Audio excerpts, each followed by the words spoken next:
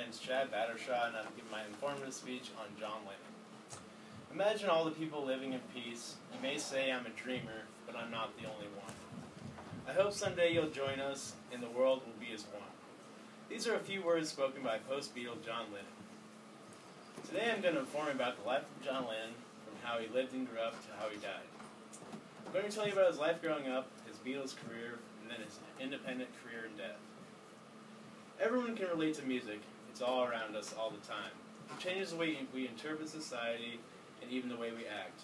You never know when a friend or family member will bring up a conversation about music or musicians. After listening to my speech, you will be able to inform others about the life and death of John Lennon, a famous past musician. So first off, I'd like to talk about his early years. John Lennon was born October 9th, 1940. He was named John Winston Lennon after Winston Churchill.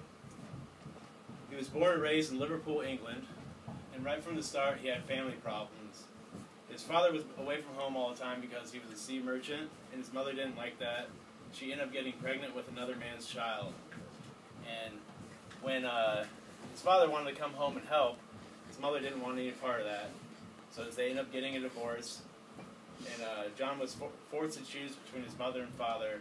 He ultimately lost touch with his father, so he ended up living with his aunt and uncle. And when he was living with his aunt and uncle, John was a prankster and enjoyed getting into trouble. He enjoyed drawing grotesque figures and other mythical creatures. Although he did have an artistic gift, he didn't do well in school. And according to www.biography.com, John's mother Julia visited her son daily and taught him how to play the banjo, as well as introducing him to the works of Elvis Presley.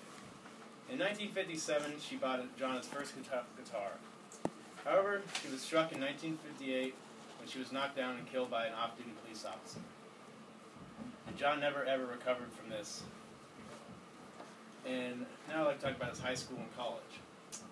John failed his General Certificate of Education in high school, but he was accepted to the Liverpool College of Art because his aunt and uncle interviewed with the dean, and the dean would allow them to accept him into the school. And John had a reputation for disrupting classes and ridiculing teachers. This included sitting on a nude model's lap during a life drawing class. He was eventually kicked out of the art school before his senior year for failing the annual exam. And they wanted to kick him out of the school for a while, and since he failed, that was a good excuse for them to kick him out. Next, I would like to talk about his musical career. John first formed the band The Quarrymen.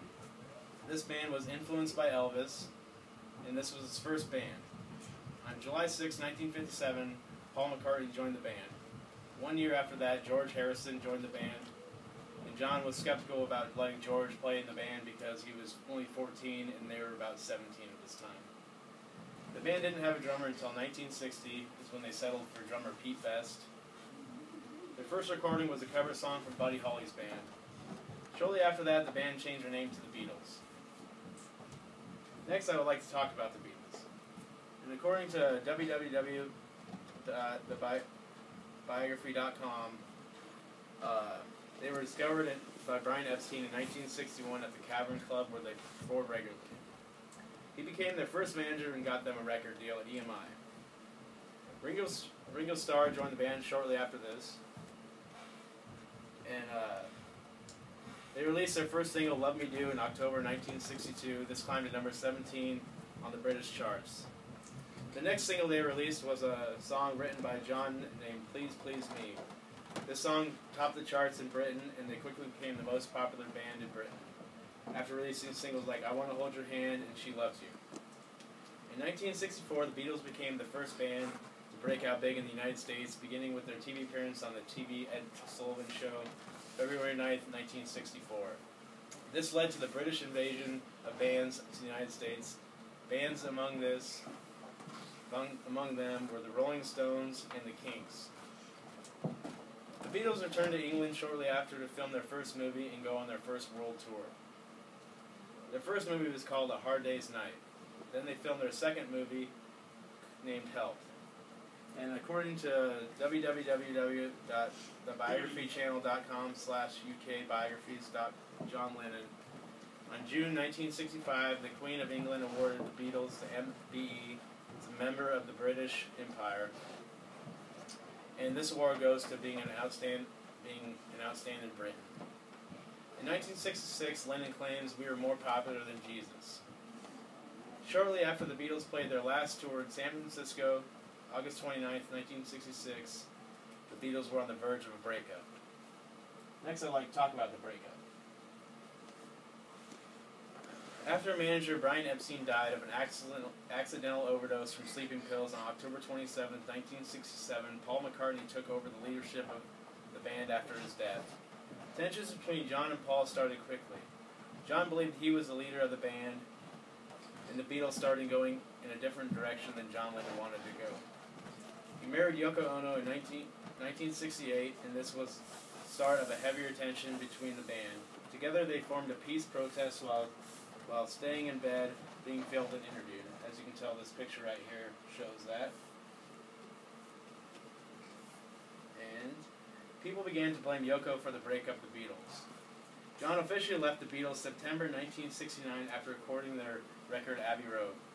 Paul kept this secret from the public until April 1970, a month before their single Let It Be came out. They recorded this just shortly before Abbey Road. Next, I would like to talk about his solo career. After the breakup, John released Plastic Ono Band. This was a record different from the Beatles' sound. It was raw and minimal as music goes. According to the Rolling Stone magazine, April issue 1980. In 1971, Lennon released Imagine. This was the most commercially successful and critically acclaimed of all John Lennon's post-Beatles efforts. The title track was later listed as the third all-time best song by Rolling Stone magazine. Lennon and Ono moved to the United States in 1971. And according to www.rockhall.com, they were constantly threatened with deportation by the Nixon administration. Lennon was told he was being kicked out of the country because of his 1968 marijuana conviction in Britain. But Lennon believed the true reason was his activism against the unpopular Vietnam War. Documents later proved him correct. 2 years later, Nixon resigned. Lennon was granted permanent residency in 1976. And according to www.sing365.com, in 1972, Lennon performed at Madison Square Garden to benefit mentally handicapped children and continued to promote peace while battling the stay in the United States. That immigration battle took a toll on the Lennon's marriage. In the fall of 1973, they separated. John went to Los Angeles where he partied and took a mistress by the name of May Pang. He still managed to release his albums such as Mind Games, Walls and Binges, Rock and Roll, and collaborate with David Bowie and Elton John. Shortly afterwards, John got back with Yoko, and they had their only son, Sean. He wanted to become a good father to him, as his father wasn't to him, because he was never there for him. So when John left the music business forever, that's when he left forever. Now I'd like to talk about the assassination of John Lennon. Mark David Chapman shot down John Lennon in cold blood on December 8, 1980, out of front of his New York City apartment. He was pronounced dead at the St. Roosevelt's Hospital in New York City. He was cremated December 10, 1980. Lennon's ashes were given to Ono. She chose not to have a funeral for Lennon. And according to www.crimeandinvestigation.com, Chapman later said he was incensed by Lennon's more popular than Jesus remark, calling it blasphemy in the songs of God and Imagine because of the incongruity between the lyric Imagine, no possessions, and Lennon's personal wealth. Chapman even sang the song and altered the lyric, Imagine John Lennon dead. Other reports were that he had a copy of the book, The Catcher in the Rye, and the book told him to kill John Lennon. So today I talked about the early years of John Lennon, his musical career, and his assassination. So imagine all the people living in peace. You may say I'm a dreamer, but I'm not the only one. But I hope someday you'll join us and the world will live as one.